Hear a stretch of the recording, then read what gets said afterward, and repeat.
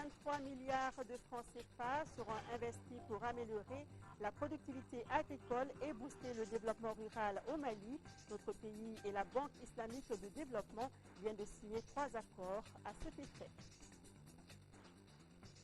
Le Sénégal hausse le ton contre la Gambie qui vient d'exécuter 9 condamnés à mort, dont 2 Sénégalais.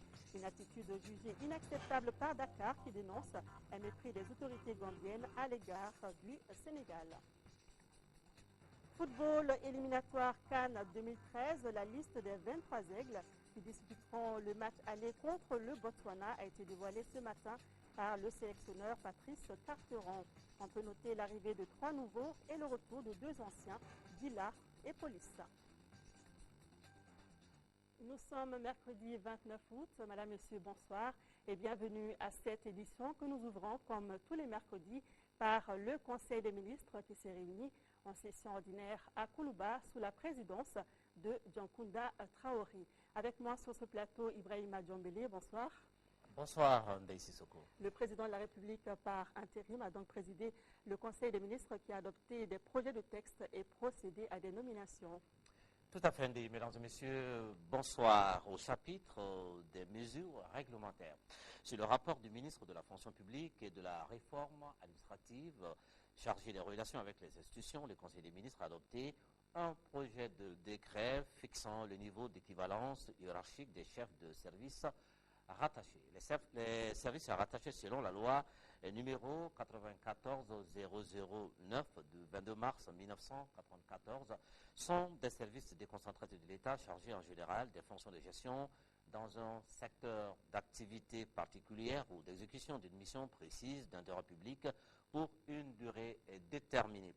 Ils sont créés par loi ou par décret et organisés par décret ou par arrêté ministériel selon leur niveau de rattachement. La loi du 22 mars 1994 n'a pas précisé le niveau d'équivalence structurelle des services rattachés par rapport aux services publics de l'État. Pour combler ce vide dans la pratique, les services rattachés à un secrétariat général de département sont considérés comme des services centraux, alors que ceux rattachés à une direction nationale sont assimilés à des divisions de services centraux. Le rang des chefs de service est, dans quelques cas limités, précisé dans les textes d'organisation des 10 services. Afin de corriger cette situation, le décret adopté fixe le niveau d'équivalence hiérarchique des chefs de service rattachés ainsi qu'il suit. Les directeurs des services rattachés au secrétariat général d'un ministère sont assimilés à des directeurs de services centraux. Les chefs des services rattachés à une direction nationale sont assimilés à des chefs de division d'un service central et ceux des services rattachés à une direction régionale sont assimilés à des chefs de division d'un service régional. Sur le rapport du ministre du Logement, de l'Urbanisme et des Affaires foncières, le Conseil des ministres a adopté un projet de décret portant affectation au ministère de l'Enseignement supérieur, de la recherche scientifique, de parcelles de terrain.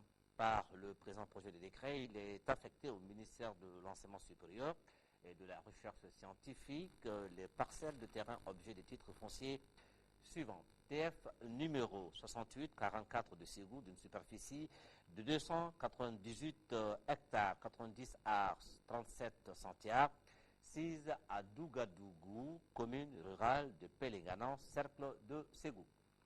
TF numéro 68-45 de Ségou d'une superficie de 199 hectares, 39 arts, 44 centiares, 6 à Nérékoro, commune rurale de Péléganan, cercle de Ségou.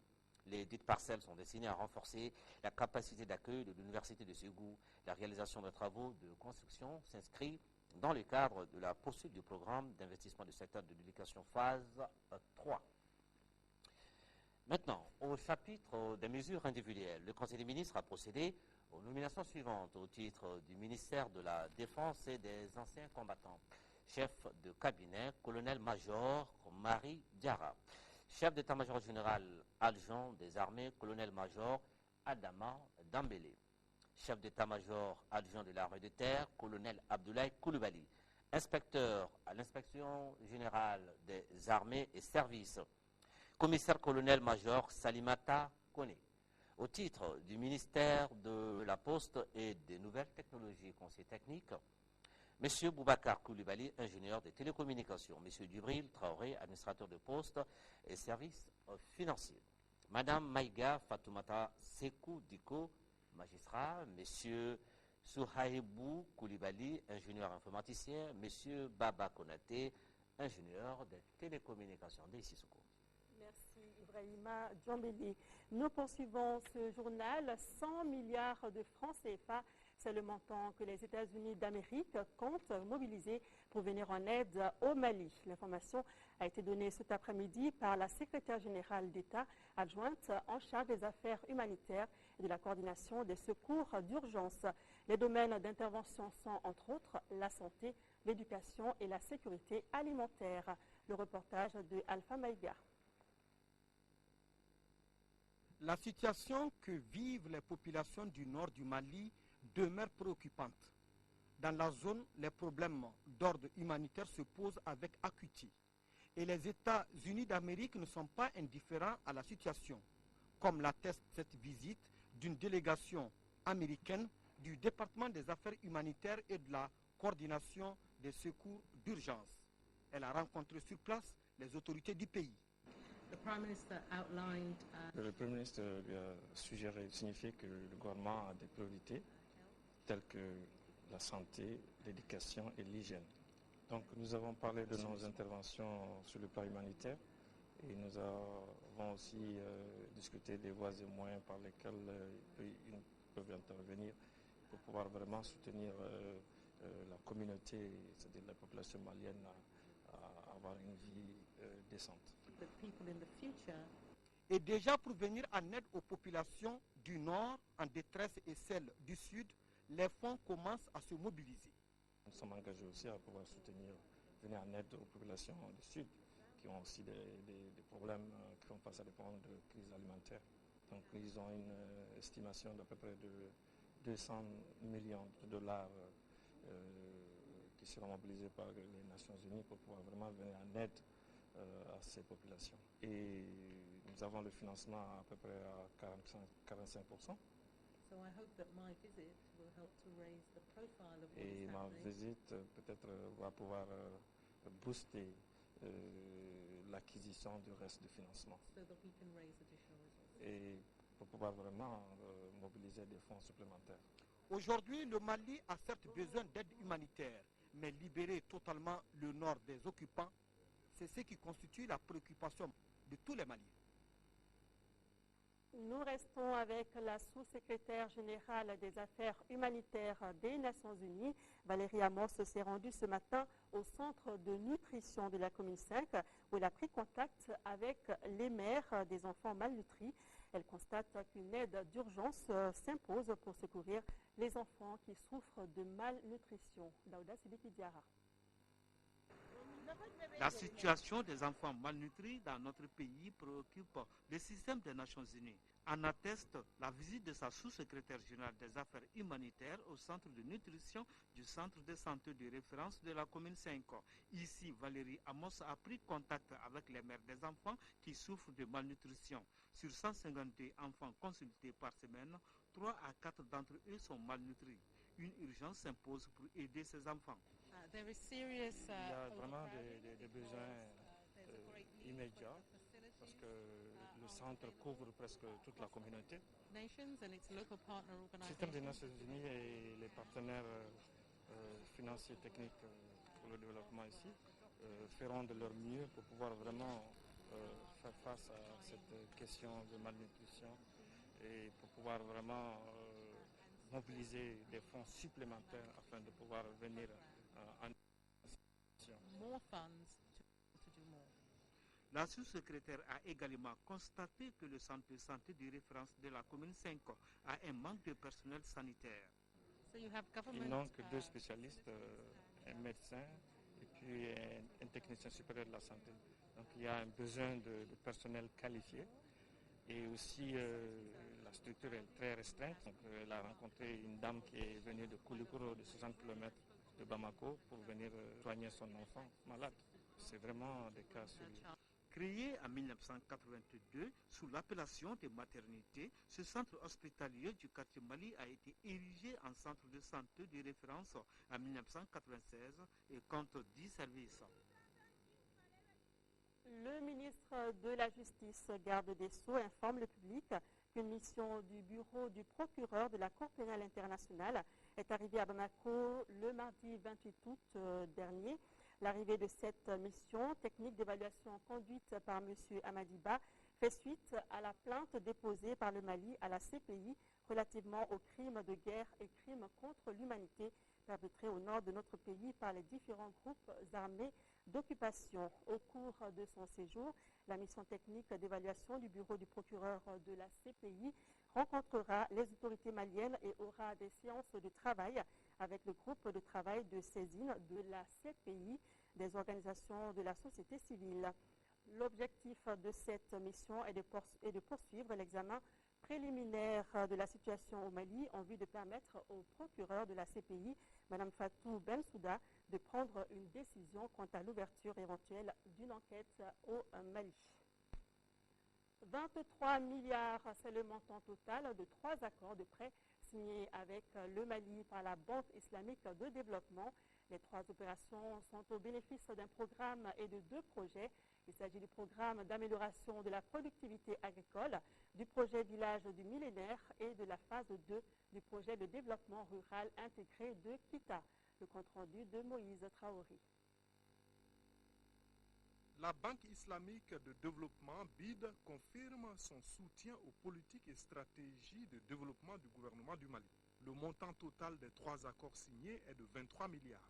Le premier financement d'un montant de 2 850 000 dinars islamiques, soit 4 milliards 200 millions de francs CFA, servira à financer la mise en œuvre du programme d'accroissement de la productivité agricole des petits exploitants agricoles. Le deuxième accord, d'un montant de 5 330 000 dinars islamiques, soit 7 milliards 700 millions de francs CFA, est relatif au projet Village du millénaire. La phase 2 du projet poursuivra également les progrès en cours en matière de santé, d'éducation et infrastructures. Le dernier accord, le montant de 13 810 000 dinars islamiques, soit 11 milliards de francs CFA, permettra de financer la mise en œuvre de la deuxième phase du projet de développement rural intégré de Kita. Ce projet vise à améliorer les conditions de vie des populations rurales des cercles de Kita et Bafoulabé. Donc la réponse de la BID, c'est vraiment dans ça. Et comme je le disais tantôt, c'est les pays en difficulté qui ont le plus besoin d'aide. Un pays qui n'est pas en difficulté n'a pas besoin d'assistance. Donc un partenaire est à la hauteur de ses besoins, ce qu'on attend de lui en matière de solidarité quand il peut être près de son pays membre qui traverse des difficultés de toute origine sociale, politique, économique. Ça peut être les criquets pèlerins. Nous avons un volume d'opération actuellement de 54 millions de dollars par an, un volume de portefeuille actif de projet au Mali de environ 360 millions de dollars, avec un taux de décaissement assez satisfaisant. La cérémonie de signature a eu lieu en présence du Dr Yaranga Koulibaly, ministre de l'Agriculture. Et puis ce mercredi 29 août s'est tenu dans la salle de conférence du département l'atelier de validation des prévisions 2013 à 2015 du budget programme du ministère des Affaires étrangères et de la coopération internationale. La cérémonie d'ouverture était présidée par le secrétaire général du ministère, l'ambassadeur Sekouba Sissé, qui dans son allocution a mis l'accent sur la nécessité en cette période particulière et difficile que traverse notre pays d'obtenir la levée de la suspension du Mali au niveau de toutes les organisations internationales, de relancer la coopération avec les partenaires techniques et financiers et les organisations internationales et d'appuyer le processus électoral dans les missions diplomatiques et consulaires. Et puis une passation de service au ministère de l'Artisanat et de la Culture et du Tourisme entre Mme Diallo Fadima Touré et le ministre de l'Artisanat et du Tourisme, Ousmane Ag Rissa, d'une part, et de celui de la Culture, Boubacar Amadoun Kébé, d'autre part. C'était au cours d'une cérémonie qui s'est déroulée hier dans l'après-midi dans la salle de conférence du dit ministère. Dans son allocution, Mme Diallo Fadima Touré a assuré les nouveaux ministres de toute sa disponibilité dans la réussite de leur mission.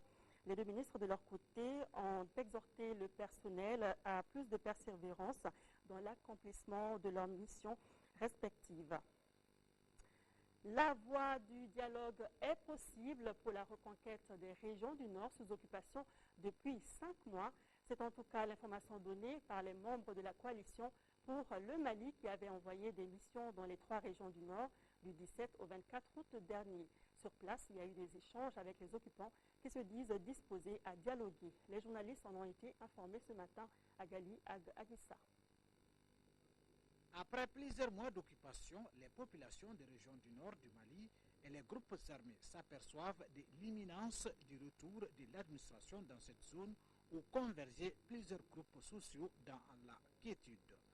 C'est en tout cas le constat des différentes délégations dépêchées du 17 au 24 août 2012 par la coalition pour le Mali dans les 3 régions concernées.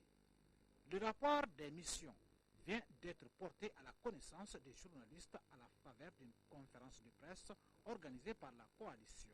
La leçon, c'est qu'il est possible de parler avec les occupants et que certains, dans certaines circonstances, souhaitent que l'État revienne. Donc, de notre point de vue, il appartient à l'État malien, au gouvernement du Mali, de prendre le relais sans attendre, tout de suite, de profiter de la brèche qui est ainsi ouverte. Les membres de la coalition qui ont rencontré plusieurs personnalités du côté des populations et des forces d'occupation entendent mener d'autres missions au niveau d'autres localités comme Tessalite pour mieux asseoir les voies de dialogue pour reconquérir le septentrion de notre pays. Dans cet élan de recherche de solutions à la crise qui sévit au nord du Mali, les conférenciers ont formulé une batterie de recommandations. Il faut engager une réflexion approfondie avec la participation des représentants de toutes les communautés du Nord, mais pas seulement des communautés du Nord, de toute la nation malienne sur les voies et les moyens de sortir de cette crise et de dessiner les contours du Mali qui sortira de cette grave crise. Comment concilier la laïcité et la charia? Le Mali tend-il vers un État fédéral? Pour les conférenciers, seules les autorités détiennent la réponse à ces questions. Ils estiment qu'une profonde réflexion doit être menée par chaque Malien pour sortir le pays de la situation actuelle. Avocats sans frontières Mali dénonce et condamne les exactions et actes archaïques perpétrés d'une intolérance indescriptible dans les régions du Nord qui sont le reflet d'une ignorance destructrice. Nonobstant ces graves provocations d'extrémistes qui ignorent tout ce qui représente l'histoire et la culture de notre pays, Avocats sans frontières encourage le gouvernement malien pour la saisine de la Cour pénale internationale et l'exhorte par ailleurs à l'application stricte de la loi au plan interne. De même, l'Alliance des démocrates patriotes pour la sortie de crise face à cette situation inadmissible qui n'a que trop duré, engage donc le gouvernement du Mali à invite le gouvernement du Mali à lancer des mandats d'arrêt internationaux à l'encontre des responsables et complices de ces mouvements criminels. La DPS compte sur les pays voisins du Mali et l'ensemble de la communauté internationale pour l'exécution de ces mandats d'arrêt.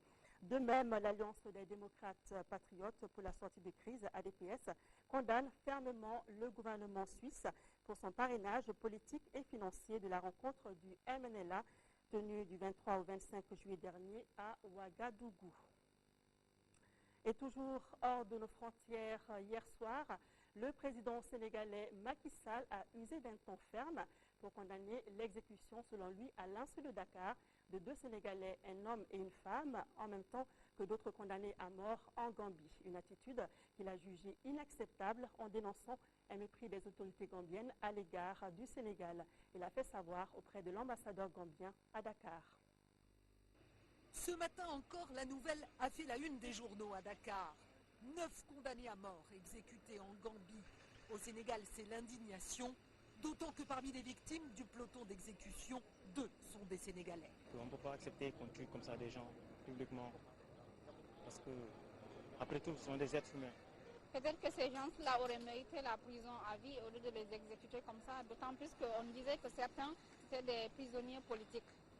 Premier voisin de la Gambie, une enclave à l'intérieur du Sénégal, Dakar hausse le ton.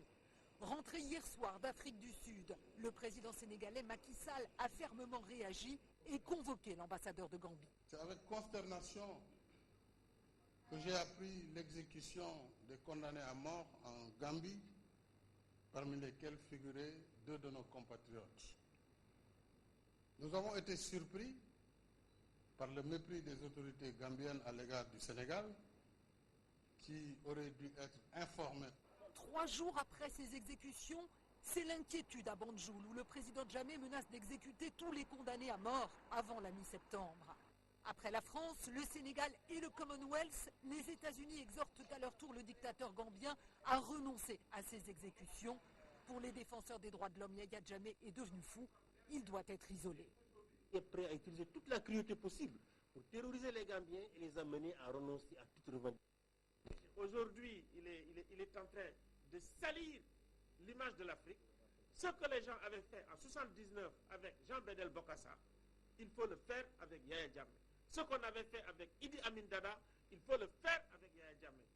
Parmi les 38 détenus qui attendent dans les couloirs de la mort en Gambie, plusieurs seraient des malades mentaux et des prisonniers politiques.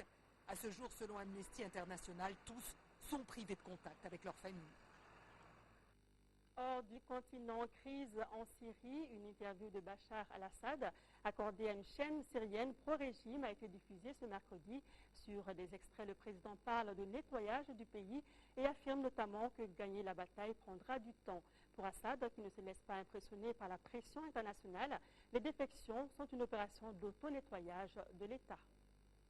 Fort d'un bilan de plus de 25 000 morts en 17 mois de répression, Bachar el-Assad s'est livré mercredi à une nouvelle provocation de la communauté internationale.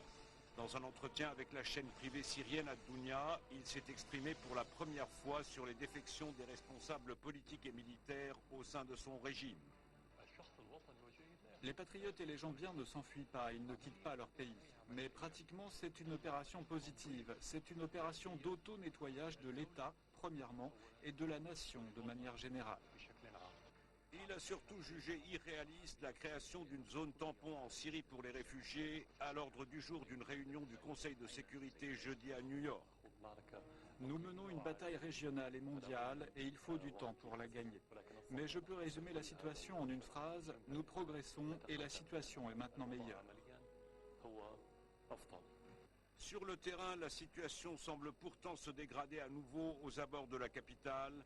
Une voiture piégée a explosé lors de funérailles mardi à Jaramana, une banlieue favorable au régime, faisant 27 morts et des dizaines de blessés. Et selon l'agence officielle Sana, des hommes et des femmes ont été tués ce mercredi par des terroristes sous les yeux des habitants de Zamalka, à une dizaine de kilomètres de Damas. Place aux brèves avec pour premier sujet l'ouverture d'une enquête par la justice française sur la mort de Yasser Arafat qui pourrait avoir été assassiné. 3 juges vont enquêter en France sur la mort de Yasser Arafat. Cette décision intervient après l'ouverture mardi à Nanterre d'une information judiciaire contre X, alors que Souha Arafat, la veuve du leader palestinien, soupçonne un empoisonnement au polonium. Il n'y a jamais eu d'informations médicales claires sur la mort de Yasser Arafat le 11 novembre 2004 à l'hôpital militaire de Percy. En juillet dernier, un laboratoire suisse avait découvert une quantité anormale de polonium sur les effets personnels de l'ex-dirigeant palestinien. Sa dépouille, qui se trouve en Cisjordanie, devrait prochainement être exhumée pour être examinée. 7 ans, jour pour jour après le passage de l'ouragan Katrina, Isaac a fait son entrée en Louisiane. À la Nouvelle-Orléans, les autorités espèrent échapper au pire grâce aux milliards de dollars de travaux réalisés depuis 7 ans pour renforcer les digues et les systèmes de pompage. Des trombes d'eau se sont abattues sur la zone côtière, sur le littoral à Plaquemine, au sud de la Nouvelle-Orléans. Les eaux sont d'ores et déjà passées par-dessus 2 digues. Opération séduction en Floride, Dan Romney, l'épouse du candidat républicain à la présidentielle, désormais officiellement investie. Dans un discours sur mesure destiné à humaniser Mitt Romney, Ann Romney a longuement évoqué ses 43 ans de vrai mariage avec l'homme dont l'Amérique a besoin et qui continue à la faire rire. La Convention républicaine a également adopté un programme résolument conservateur, interdiction de l'avortement et du mariage gay, tolérance zéro pour l'immigration illégale et abandon de la réforme de santé. Nouvelle nouvelle démonstration de force des étudiants chiliens. Ils étaient environ 100 000 mardi dans les rues de Santiago pour demander une réforme du système éducatif jugé cher, inégalitaire et inefficace. En fin de cortège, quelques milliers de manifestants ont dressé des barricades et affronté les forces de l'ordre.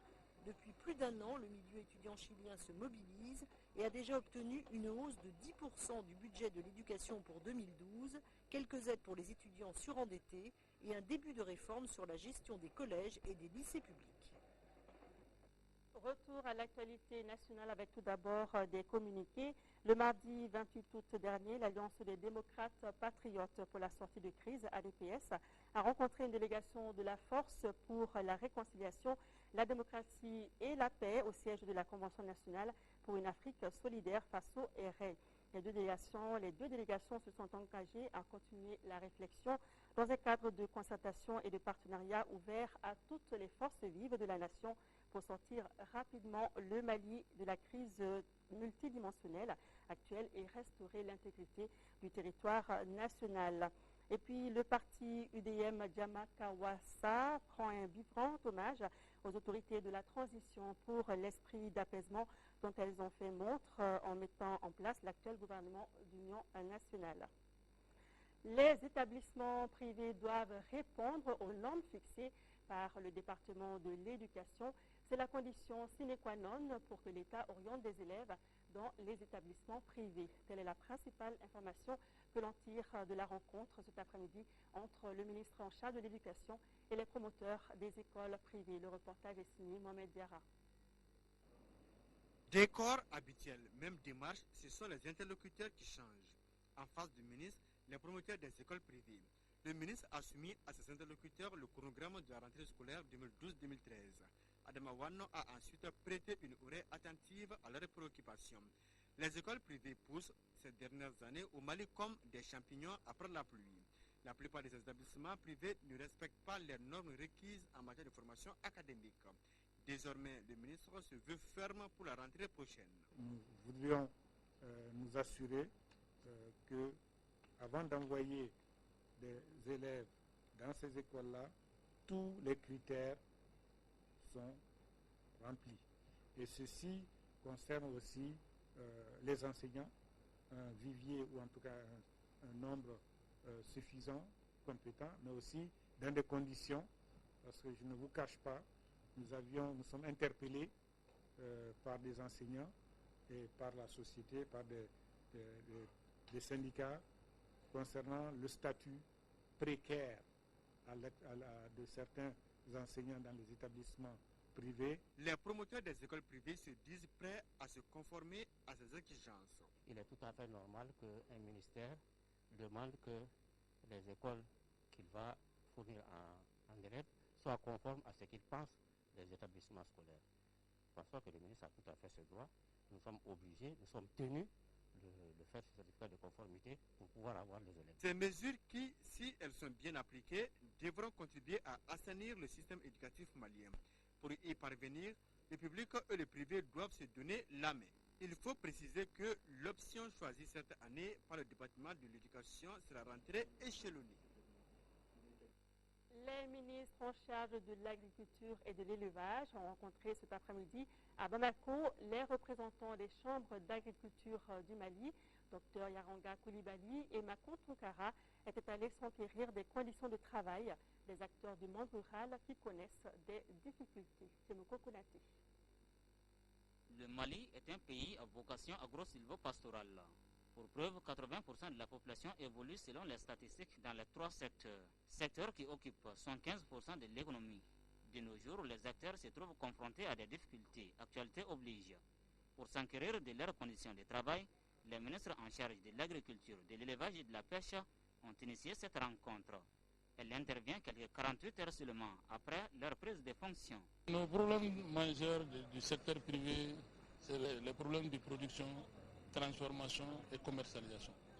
Et c'est les 3 grands problèmes qu'on a soulignés pour qu'il prenne acte avec le nouveau gouvernement pour que les productions, la transformation soient augmentées et la commercialisation soit assurée au niveau de tous les secteurs. Il faut qu'il fasse tout pour que les bailleurs retrouvent. Sans les bailleurs, ce sera difficile. En réponse aux différentes préoccupations, les ministres entendent impulser un nouvel élan au processus enclenché par le gouvernement pour accompagner les acteurs du monde rural. Il s'agit notamment de la subvention des intrants agricoles, un pas décisif dans la lutte contre la crise alimentaire que connaît le pays. Déjà, le gouvernement a pris le taureau par la corne, notamment en finançant dans cette période de crise économique, de disette financière, en accompagnant par la subvention des engrais et tout autre intrant agricole. Et le gouvernement entend continuer à subventionner l'agriculture pour la réussite de la campagne agricole. Nous sommes en mission de gouvernement, bien sûr. C'est pour les fédérer, attiser l'entente entre eux, la bonne collaboration, la cohésion pour faire face aux défis majeurs qui se dressent devant nous du point de vue sécurité alimentaire. La rencontre a vu la participation des représentants de l'ensemble des chambres d'agriculture du Mali et d'autres acteurs du monde rural. Direction Kita, où l'ONG Action contre la faim d'Espagne vient de lancer 2 projets d'urgence. Les projets visent à contribuer à la réduction de l'insécurité alimentaire et nutritionnelle. Il s'agit également d'améliorer la prévention et le traitement intégré de la malnutrition et renforcer l'accès à l'alimentation. Le coût des 2 projets est estimé à plus d'1,104 milliard de francs CFA. Le compte rendu de nos envoyés spéciaux à Kita, Bouakar Sissoko et Mamadou Silibé. Action contre la faim Espagne, fidèle à sa charte et à ses missions, vient au secours des populations du cercle de Kita éprouvées par la crise alimentaire. Cette ONG humanitaire internationale entend à travers 2 projets d'urgence contribuer à la réduction de l'insécurité alimentaire et nutritionnelle dans le cercle de Kita. Il s'agit également pour elle d'améliorer la prévention et le traitement intégré de la malnutrition et renforcer l'accès à l'alimentation des ménages pauvres et très pauvres. Les projets couvrent 29 communes du cercle de Kita. C'est le lieu de remercier ECO qui finance le projet pour un montant de 852 744 100 francs CFA et OFDA pour la commune de Didjan pour un montant de 251 988 300 francs CFA. Cette intervention d'urgence d'action contre la faim est une réponse aux préoccupations des autorités du cercle de Kita. L'action contre la faim Espagne, dans sa stratégie d'intervention, a su de concert avec les différents partenaires et bénéficiaires des actions, élaborer et mettre en pratique un mécanisme original d'appui qui, en fait, répond tout à fait à nos besoins.